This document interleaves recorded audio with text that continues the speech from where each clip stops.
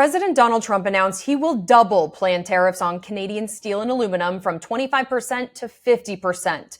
He said those tariffs will take effect Wednesday. The doubling down is in retaliation to Canada's 25% surcharge on electricity exports. Until these tariffs are off the table, until the threat of tariffs is gone for good, Ontario will not relent. Ontario announced the retaliatory electricity charge on Monday. Premier Doug Ford says he's adding a 25% surcharge to electricity exports to Michigan, Minnesota, and New York. The electricity Ontario sends powers 1.5 million American homes. This surcharge will cost families and businesses in these states up to $400,000 each and every single day. On an average, this will add around $100 per month to the bills of hardworking Americans. Well, on top of doubling tariffs on steel and aluminum in response, Trump said on Truth Social he'll be declaring a national emergency on electricity within the threatened area. This will allow the U.S. to quickly do what has to be done to alleviate this abusive threat from Canada. If the United States escalates, I will not hesitate to shut the electricity off completely. Believe me when I say I do not want to do this.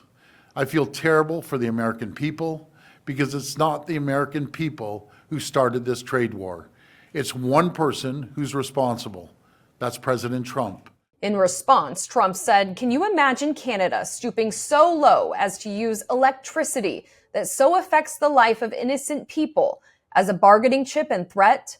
They will pay a financial price for this so big that it will be read about in history books for many years to come." Wall Street continued its decline Tuesday as Canada and the U.S. escalated this trade fight.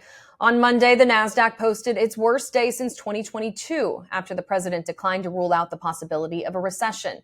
He said what he's doing with trade takes time. Are you expecting a recession this year? I hate to predict things like that. There is a period of transition because what we're doing is very big. We're bringing wealth back to America. That's a big thing. And there are always periods of, it takes a little time.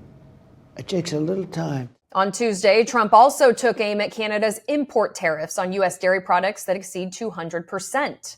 The Canadian policy charges such tariffs if imports go above pre-negotiated amount of tariff-free dairy sales set by the USMCA. The International Dairy Foods Association says these tariffs have not been charged. Frustratingly, the U.S. has never gotten close to exceeding our USMCA quotas because Canada has erected various protectionist measures that fly in the face of their trade obligations made under USMCA. Trump said his doubling of tariffs on steel and aluminum to 50% is just the start if Canada continues to retaliate against the U.S. If other egregious long-time tariffs are not likewise dropped by Canada, I will substantially increase on April 2nd the tariffs on cars coming into the U.S., which will essentially, permanently, shut down the automobile manufacturing business in Canada. Those cars can easily be made in the USA, he wrote. Share prices for the big three automakers, Ford, GM, and Stellantis, all fell during trading Tuesday. For Straight Arrow News, I'm Simone Del Rosario. To stay on top of the rapid moves with tariffs and the markets, download the Straight Arrow News app and enable notifications.